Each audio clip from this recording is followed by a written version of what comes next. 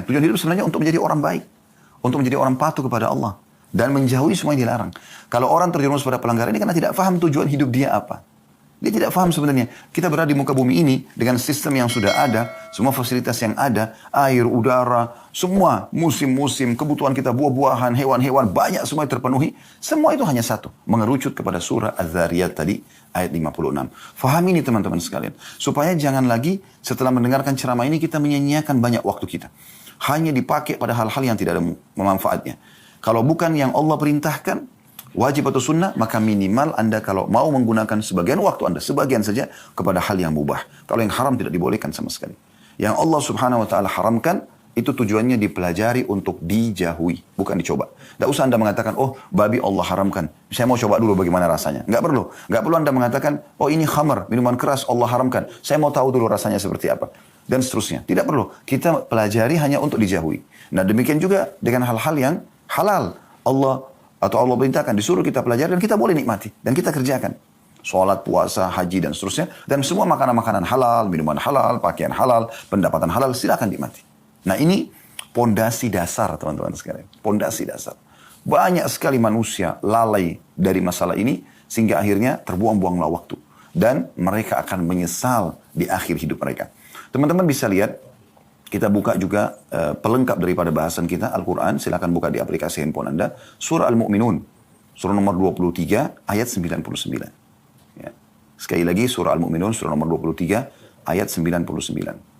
Di situ Allah subhanahu wa ta'ala menjelaskan tentang bagaimana nanti orang-orang yang tidak mengetahui tujuan hidupnya. Mereka kufur kepada Allah subhanahu wa ta'ala. Mereka menghabiskan waktunya selama di dunia yang sangat terbatas. 60-70 tahun setelah itu mereka akan meninggal juga. Sebagaimana para penghuni kuburan. Kalau Anda lewat di kuburan, Anda akan lihat itu adalah gundukan tanah dan juga batu nisan. Tapi sadar nggak kita? Kalau di dalamnya ada manusia seperti kita. Bahkan mungkin lebih cantik, lebih gagah, lebih kaya, lebih berprestasi. Tapi itu juga masuk ke dalam kuburan. Bukan cuma mereka. Para nabi-nabi pun merupakan utusan Allah juga masuk ke dalam kuburan. Mereka dikuburkan. Kita pun akan seperti itu.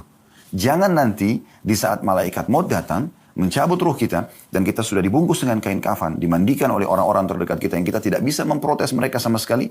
Mereka tinggal membungkus kita lalu membawa kita ke kuburan.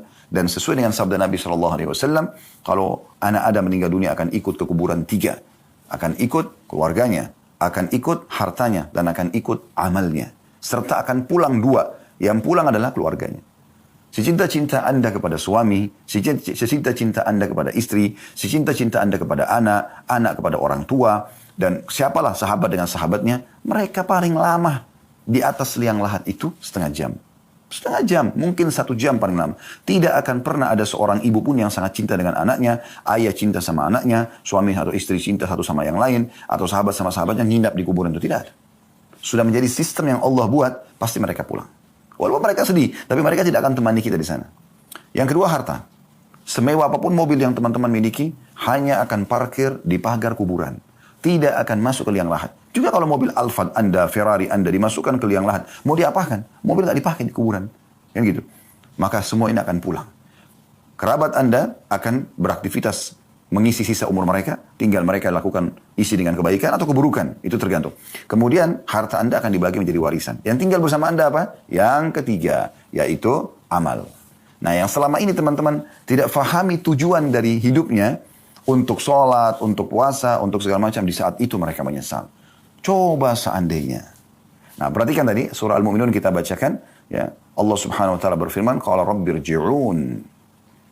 Orang-orang nanti yang kafir, ya, yang kufur kepada Allah, orang-orang yang tidak pernah mengisi dengan amal saleh, ya, mereka tidak tahu tujuan hidupnya, foya-foya saja, tiap hari mabuk-mabukan, kumpul-kumpul, tidak ada manfaatnya, tidak ada hasilnya, tidak ada detik-detik yang Allah berikan diisi dengan ibadah, ya, yang merupakan tujuan dasar tadi surah Az-Zariyat.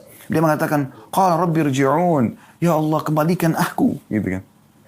Mereka baru engah di saat malaikat maut sudah depan mata mereka, mereka sudah tinggal dicabut ruhnya, baru mereka mengatakan, wahai Tuhanku, kembalikan aku. Hati-hati teman-teman, jangan Anda menjadi orang yang disebutkan dalam surah Al-Mu'minun ini. Itu 99-nya. Ayat 100-nya Allah mengatakan, untuk apa mereka minta kembali?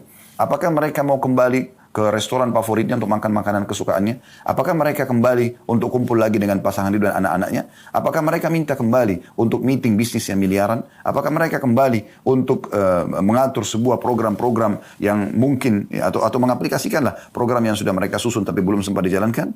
Tidak sama sekali. Ya. Mereka mengatakan, la'alli a'malu salihan fima tarakt. Semoga saja di saat engkau kembalikan aku, hai Tuhanku, ya, ke dunia, jangan mati dulu, gitu kan? Agar aku bisa beramal saleh, apa yang aku tinggalkan. Perhatikan, jadi ini tujuan hidup sebenarnya. Di saat kematian baru dia sadari. Ternyata kumpul-kumpul sama keluarga, ya, meeting, segala macam. Ini pelengkap, ini warna hidup. Tapi tujuan dasarnya adalah mengabdi kepada Allah. Dia berharap kembali ke dunia untuk beramal saleh yang dulu dia sia-siakan. Lalu kata Allah apa? Kalla, innaha kalimatun huwa qailuha. Nggak mungkin, kata Allah. Itu hanya perkataan yang terucapkan di lisan. Wa min waraihim barzahun ila yaumi yub'atsun. Dan di belakang mereka ada barzakh, kehidupan barzakh, ada dinding pemisah antara mereka dengan dunia. Mereka nggak bisa lagi.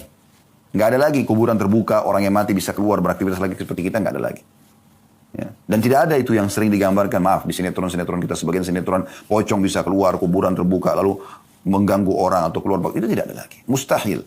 Kalau itu terjadi, maka mungkin setiap kita akan diketuk rumahnya oleh orang tua yang sudah meninggal. Man. Atau tetangganya. Tapi tidak ada dalam Islam semua itu. Itu perusakan akidah yang harus diluruskan, ya. Jadi teman-teman sekalian, orang baru menyadari di saat dia meninggal, oh ternyata ini tujuan saya hidup. Ya. Sekarang saya kasih contoh rasional. Kalau teman-teman, misal kita anggap di titik ini, tiba-tiba ada malaikat maut di depan mata kita. Dan itu pasti terjadi. Demi Allah akan terjadi, teman-teman. Saya bukan menakut-nakuti, tapi kita pasti akan begitu. Saya atau Anda lebih dulu, kita semua sedang menuju ke liang lahat kita. Di saat malaikat maut itu datang, antara Anda sama malaikat maut itu.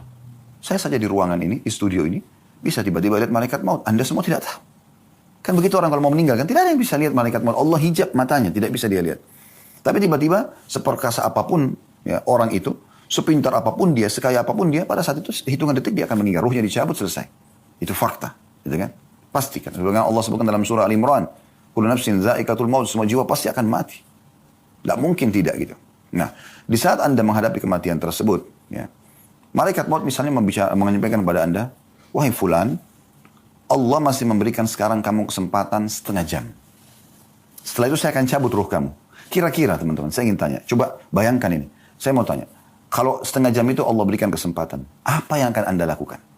Saya kembali mengingatkan tadi apa yang saya ulangi. Apakah Anda akan cari lagi makanan favorit Anda yang setiap hari Anda sibuk mencari restoran makanan favorit tersebut? Padahal sebenarnya seorang muslim, makan yang ada, syukuri yang ada, kan gitu. Walaupun boleh, bukan tidak boleh kita mencari makanan kesukaan kita. Tapi jangan berlebihan teman-teman. Ada orang kadang-kadang untuk mengejar kuliner aja sampai sekian jam naik mobil. 3 jam, 4 jam gitu kan. Hanya untuk mengejar sebuah kuliner. Kalau kita kebetulan ke sana, makan. Nggak masalah. Nikmatin yang halal. Allah perbolehkan itu. Tapi habiskan waktu dalam keseharian pada hal-hal yang tidak diperlukan untuk apa? Toh juga makanan itu rasanya di mana? Di ujung lidah. Anda bisa rasakan, oh ini sambal, oh ini rendang, oh ini ayam, oh ini nasi. Di ujung lidah. Kalau sudah lewat sepertiga jari kita, ini kan ada garis-garis ini. Sepertiga jari ini, ke tenggorokan. Kira-kira teman-teman, Anda masih bisa nggak membedakan mana ayam, mana rendang tadi, mana sambal, mana nasi? Udah nggak bisa. Dia masuk ke tubuh, selesai. Berarti makanan itu cuma di ujung lidah kan? Silakan nikmati. Tapi jangan berlebihan. Karena Allah bolehkan kita makan dan minum. Yang penting halal dan thayyibah. Dibolehkan oleh Allah dan juga thayyibah. Tapi sesuai dengan kebutuhan. Makanya Nabi SAW mengatakan, wahai anak Adam, makanlah sesuatu yang bisa menopang tulang belakangmu agar engkau ya, bisa berdiri, bisa beraktivitas. Jangan berlebihan. Dan kita tahu juga secara medis kita dilarang makan terlalu berlebihan. Kan begitu? Itu contohnya. Tapi memang ada batasannya teman-teman. Allah kasih kita batasan. Seenak apapun makanan itu. Misal kita suka sekali nasi goreng tertentu atau apalah nasi campur. Apalah kira-kira makanan yang kita suka. Berapa banyak kita bisa makan? Sepiring? 2 piring itu sudah kenyangnya luar biasa. Ya. Terus selesai habis itu. Sekarang pakaian misalnya. Berapa lembar Anda bisa pakai? Selembar? 2 lembar? Sebanyak apapun pakaian Anda milikin. Apakah Anda bisa pakai semuanya sekaligus? Gak bisa. Ada batasannya kan? Kalau Anda pakai 5 lapis baju sekalian, orang tertawain Anda. Di musim dingin pun, orang mungkin pakai baju kaos, 1 baju luar, dan 1 lagi baju. Mungkin 3 lembar itu pun di saat tertentu, di musim dingin yang sangat gitu. Tapi kalau kita di Indonesia, mau pakai berapa lembar baju? 1 baju kaos, 1 baju luar, selesai. Ini. Nggak bisa kita pakai banyak-banyak. Begitu juga sepatu. Anda punya sepatu sampai 40 sepatu, 30 sepatu. Untuk apa gitu?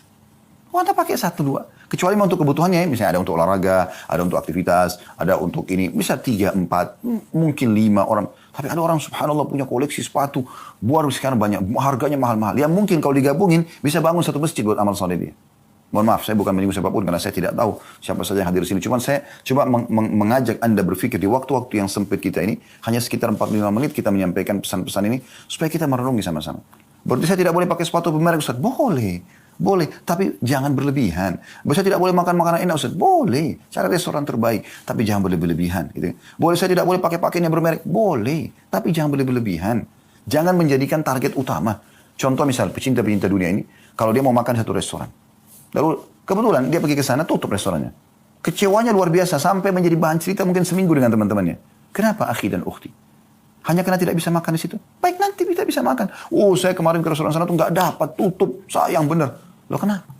Mau beli baju, ternyata bajunya habis, kehabisan stok. Oh, itu baju merek bagus gini, saya mau. Akhi dan ukhti, mudahkan kehidupanmu.